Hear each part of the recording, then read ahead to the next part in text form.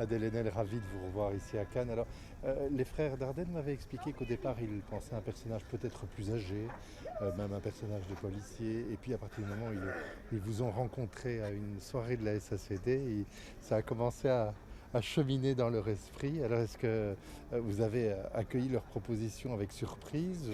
Dans quel état d'esprit vous avez accueilli ce rôle? Moi, j'étais trop contente. Non, c'est simple, mais c'est juste une joie immense, quoi. De pouvoir faire un film comme celui-là, de travailler avec des réalisateurs aussi précis et aussi généreux, quoi. Jenny est un personnage dont on n'a pas forcément beaucoup de clés. On ne connaît pas sa famille. Enfin, on la suit, c'est une photographie. Est-ce que c'est plus difficile de construire un personnage quand on n'a pas forcément beaucoup de clés pour la construire? Bah, en fait, pour moi, l'idée, c'était plutôt une déconstruction. Pour moi, il n'y avait pas de personnalité à rajouter au film, en fait. C'est un film, je le vois comme une radio, au sens où on suppose, de la même façon que quand on voit une radio d'un os, on voit la personne autour, non, la peau et tout ça. Mais c'est l'os qu'on regarde, ben là, il y a un peu la même chose. C'est un personnage dont la personnalité n'a pas forcément d'importance, c'est l'humanité qui a une importance. C'est une radio là-dessus, je pense, sur ce sentiment-là. Et c'est pour ça, il y a quand même un ancrage, mais il est plus en hors-champ. On le voit, on a des perceptions, de quel milieu elle vient et tout ça, mais c'est quand même plutôt du hors-champ. Et parce qu'en fait, le propos n'est pas là. Le propos n'est pas de dire c'est un héros qui fait quelque chose que les gens ne font pas. C'est de dire cette chose-là, on l'a tous en nous, en fait. Et on l'endort pour plein de raisons. Parce qu'on vit dans des situations de ville où on est toujours sollicité et où c'est pas facile, c'est pas la question. Mais on l'a tous en nous. Et c'est pour ça que moi, je construis ça dans ce sens-là.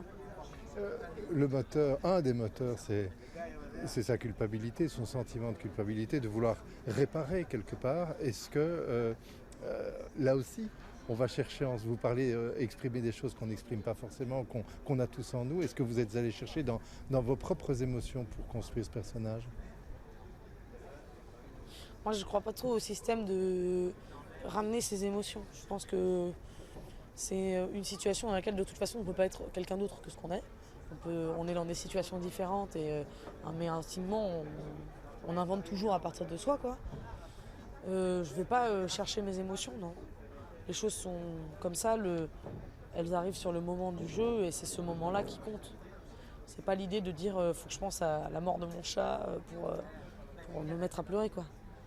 C'est de quoi on parle et adapter la chose en fonction de ça. Et c'est ça la vérité, je pense, Enfin, je sais pas, moi, c'est comme ça que je me raconte les choses, en tout cas. Je pense que les frères sont très concrets. Ils travaillent avec les corps, avec les gestes. Alors comment assimiler les gestes peut-être simples, mais qui sont quand même des gestes précis d'un médecin généraliste? Ben... c'est du travail, en fait, ça c'est... moi, j'ai appris tout simplement, hein, bêtement, genre comment est-ce qu'on prépare une piqûre, comment est-ce qu'on la met, comment est-ce qu'on met le tensiomètre, comment est-ce que on pose un pansement, ce genre de trucs. Il fallait juste l'apprendre, en fait. Avoir une idée un peu générale aussi de la position des organes, savoir ce qu'on fait quand on fait les choses. Et comme ça, être le plus libéré possible par rapport à ces gestes. On a l'impression que une des quêtes de Jenny, c'est pas seulement l'enquête policière entre guillemets, mais c'est aussi ce qu'elle dit dès le départ avec son jeune interne, son jeune assistant, c'est trouver la bonne distance, la bonne empathie avec les patients.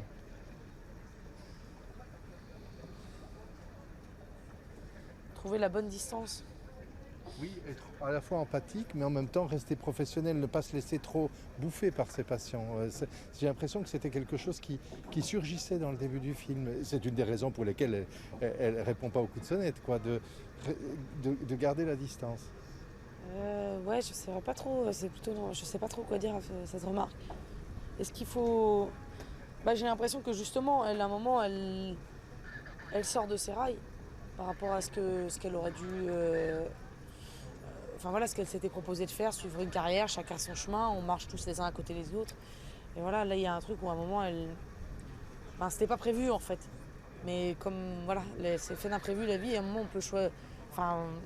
elle peut pas évacuer cette question qui surgit dans sa vie de manière totalement au hasard, quoi. Ça va tomber sur quelqu'un d'autre, ça tombe sur elle. Et je sais pas si la question de la distance, je pense aussi qu'à un moment, on peut pas appliquer trop des principes comme ça tout le temps non plus.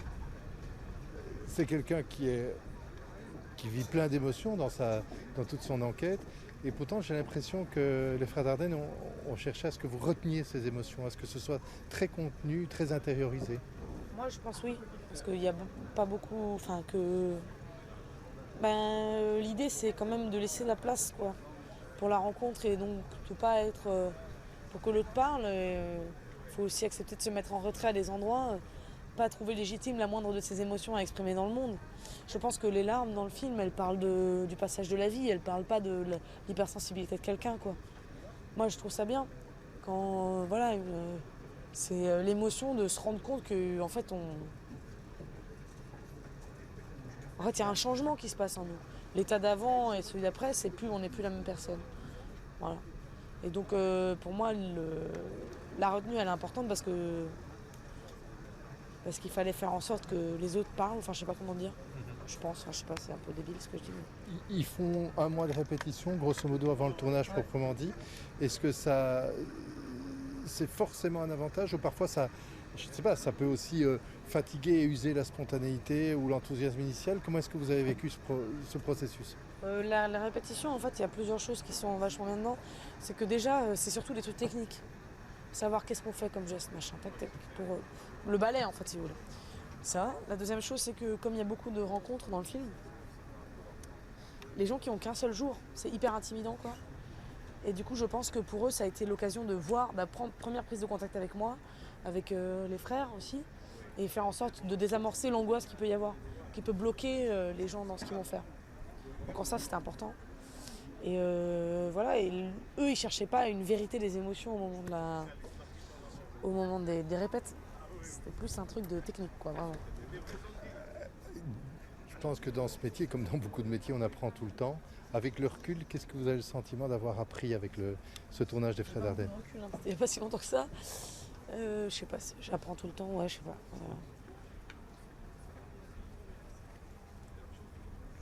Je pense qu'il y a... en fait, il y a un truc dans le métier de comédien, c'est qu'on est confronté soit... Moi, je croyais avant à l'intensité, au fait qu'il fallait que tout soit hyper intense, qu'on exprime des trucs comme ça, un peu de l'ordre de la tragédie. Et en fait, je pense qu'il y a un chemin humain. Apprendre à devenir soi dans un chemin qui est plus singulier et qui est plus complexe que des émotions, des touches de couleurs hyper vives comme ça, et des émotions hyper exacerbées. Je pense que c'est apprendre à vivre avec soi-même. Voilà, c'est un peu la même chose, un chemin d'acteur. Apprendre à vivre avec soi-même. Essayer de faire en sorte des émotions complexes et pas forcément qu'on connaît pas très bien non plus.